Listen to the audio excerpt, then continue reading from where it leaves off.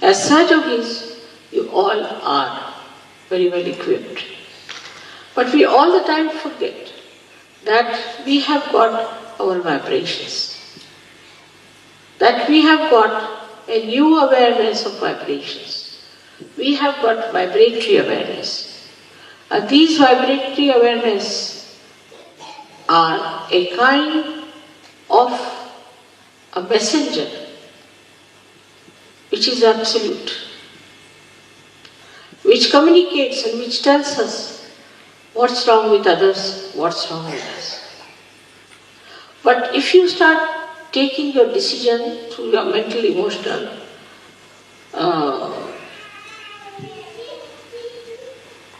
enterprises, then be sure that you'll be misguided. Because all these endeavors are one-sided. Like a mental projection goes like this in a linear way, falls upon. And also a emotional one does the same. Even the physical is just the same. But when you start seeing through the vibrations, what do? Is to ask your spirit to communicate to you. And the spirit is the absolute knowledge. So you do not succumb to your conditioning or to your ego or to any other training or any other guru, but yourself. So it is very important for all of you to understand that we are not going to take any decision on our mental level, but on our vibrations. Many people think that if I say something about someone, maybe because they have reported it to me. But supposing if I am the source of all the vibrations, what is there for me to get reported? Why should anybody report to me? If they want to report, they may, but I know what exactly is the situation. Once in Rauri, I was waiting in the guest house, and about 5-6 professors came on their bikes. Came and told me, "Mother, we have come to warn you about a particular gentleman." I said, "Who is this gentleman?" They gave the name of this gentleman. I said, "You have to be very careful, he's a politician." I said, "All right, that's all you know about him?" They said, "Yes." "So you have to be very careful." I said, "Now I'll tell you about it. That this man has not married his wife. She's the wife of somebody else, and he has eloped with this woman. And the child is his. But this lady was raped by him, that's how he's got the child." When I started telling, they all started raising their eyebrows and opening their eyes. I said, "Mother, how do you know?" I said, "You go and find out. Whatever I'm saying, is it true or not?" They were completely stunned.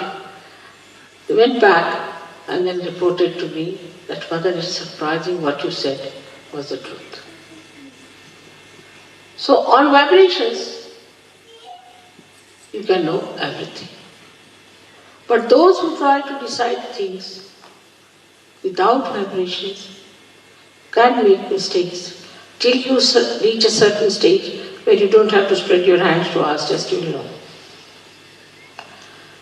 But to go to that stage, you have to first of all surrender your discretion to vibrations. Now some people don't have proper vibrations.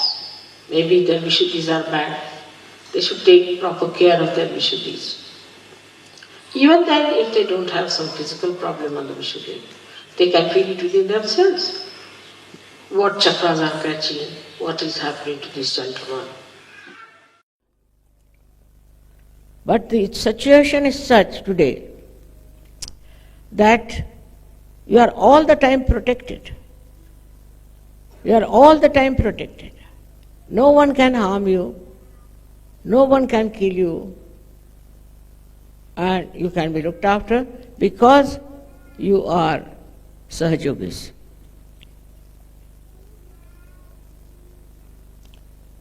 Now, what should be the attitude of a Sahaja Yogi towards taking decisions? One should understand.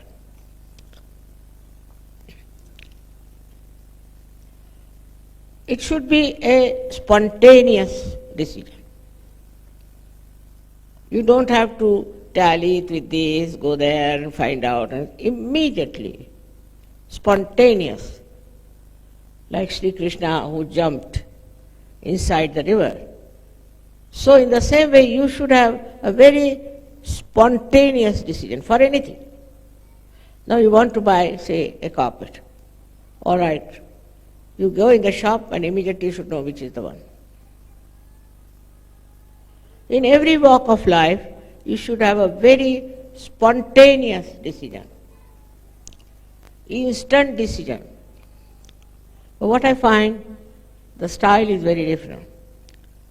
They'll go from shop to shop, then make a list of it, then make all the measurements, then go home and say that we'll decide it tomorrow. That's not the way a Sahaja Yogi behaves.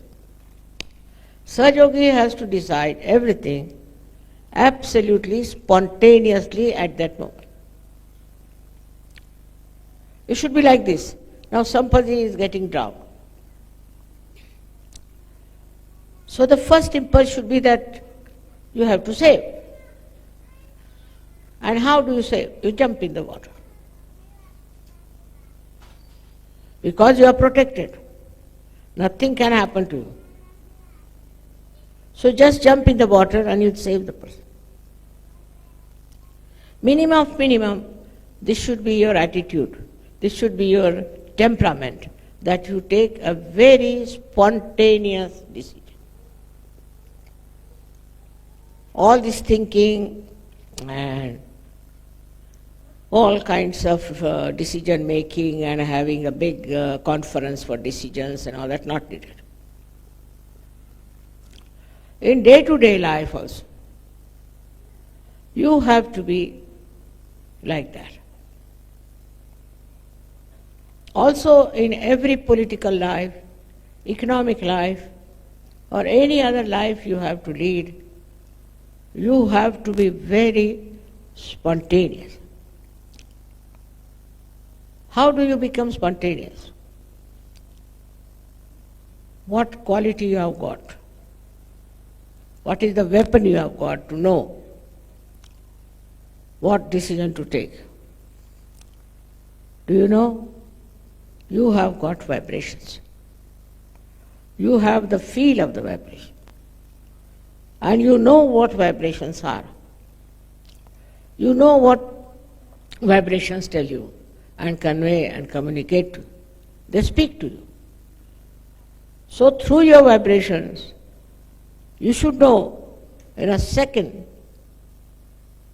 what should you do. For example, now somebody told me that, Mother, when I came to Kabela, I felt tremendous vibration. It's a fact. But how many of you feel that way? Because your sensitivity is not yet developed. You have to be sensitive about your vibrations. You should know, looking at anyone, sitting next to anyone, even shaking hands with anyone, you should know what sort of vibrations that person has. This kind of sensitivity if you develop, then you will definitely take a very spontaneous decision.